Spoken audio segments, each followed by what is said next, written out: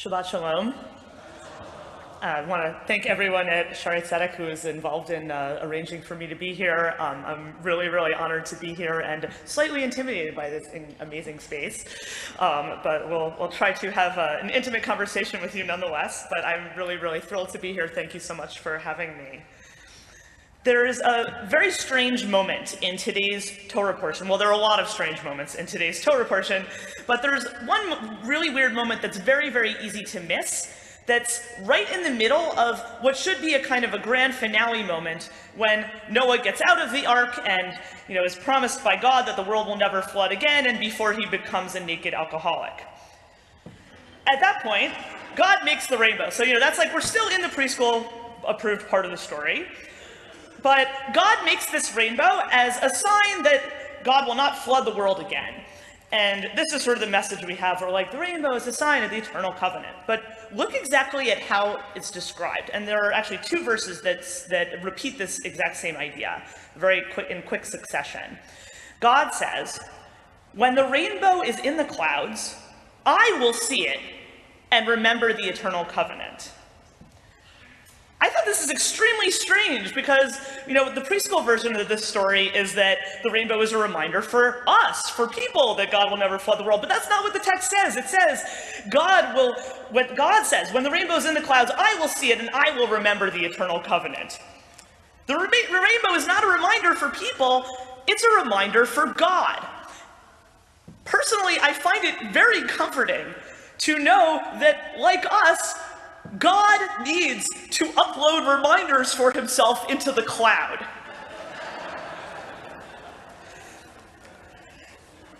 I think this is especially resonant for me as a writer, because as a writer and probably also as a Jew, I am a little obsessed with maintaining memories.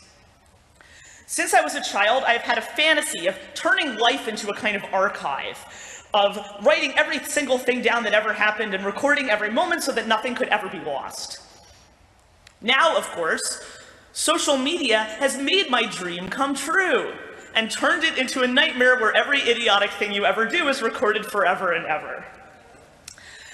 I think we often think of this information overload as a hyper-modern problem, but since, as you heard in this introduction, I am a professional nerd, moonlighting as a professor of Hebrew and Yiddish literature, I actually knew that this had happened before. In 1897, a Cambridge professor named Solomon Schechter, you may recognize that name, this Cambridge professor named Solomon Schechter discovered a trove of medieval documents in a 900-year-old Cairo synagogue. Now, because of halacha, religious law against destroying any text that has God's name on it, this synagogue, like many Jewish communities to this day, had a storage space called a geniza, which literally means a hiding place, to keep damaged or discarded documents prior to being buried. Unlike most communities, the Jews of Cairo saved not only things like Torah scrolls and holy books, but anything written in Hebrew letters. And also, unlike most communities, they hadn't bothered to clean out their room-sized geniza in 900 years. So it's kind of like my garage. When Schechter opened the second-story hatch leading to this geniza, he looked down into a cloud of dust. And beneath that dust was a well of loose paper and parchment that was more than 20 feet deep, containing over 130,000 documents recording this community's life. Now, I don't know what you would have done if in this situation, but if you were a representative of the British Empire like Schechter was, you would do what all 19th century Britons did, which is pay off the locals and bring it all back with you to England. Some of these, and then he then began the laborious process of sorting through what all these documents were. Some of them were priceless literary treasures, but most of it was sales receipts, love notes, business inventories, medical prescriptions, and notes with timeless words like, "Please don't spank my child for being late. His homework delayed him." This was not an archive. This was more like the medieval Facebook. It was just crammed with so much mundane junk that one could reconstruct an entire world from it, except that 100 years later, it's not even completely cataloged yet. My novel, A Guide for the Perplexed, is about the discovery of this medieval Facebook, so to speak, and about the philosophies contained within it. But that's not going to entertain you on the beach, and my job as a writer is to entertain you on the beach, so the main plot is actually a thriller.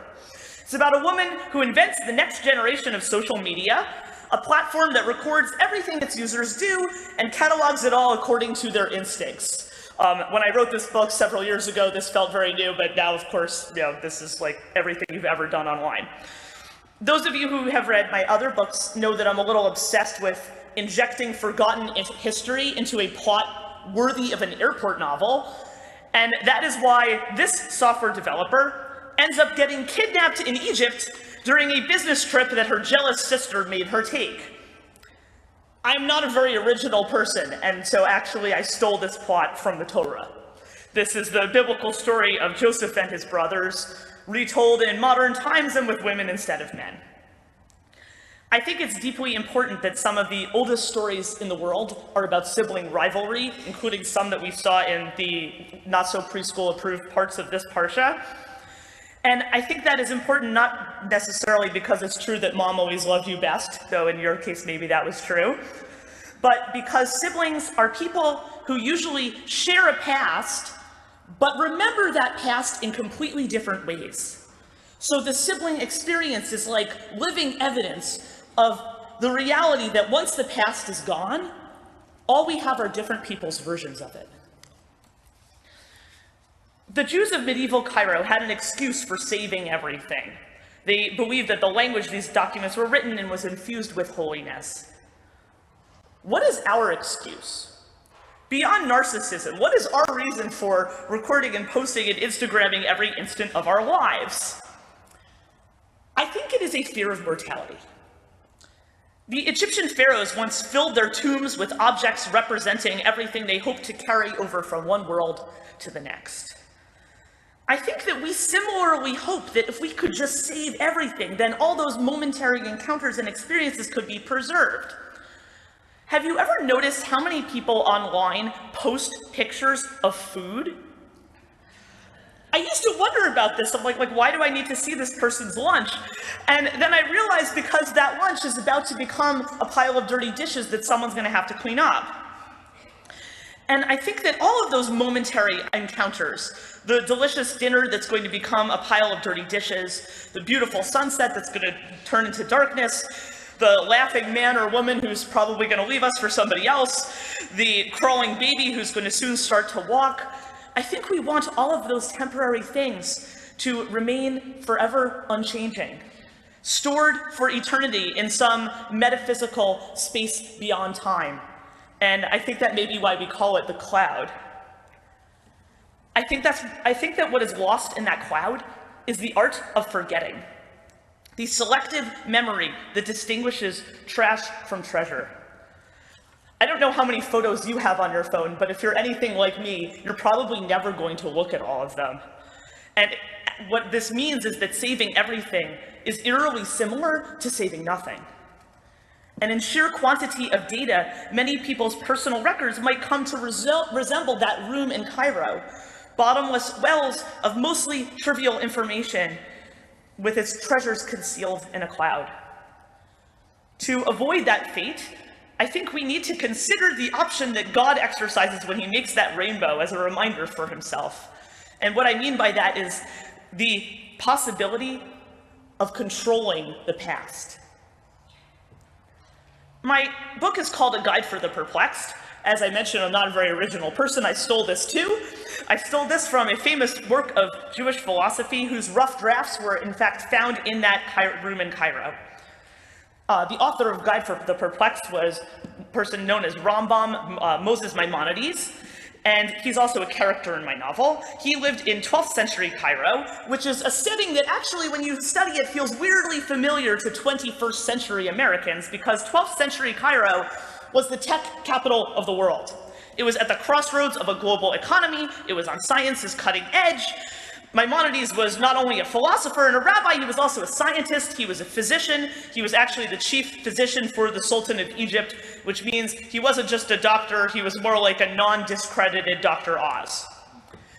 And in his Guide for the Perplexed, he tries to reconcile religious faith with the cutting-edge science of his time. He is writing a book about what is the meaning of Jewish belief for a person who's living in a setting like ours, where you're living in a place where it is all about science and technology.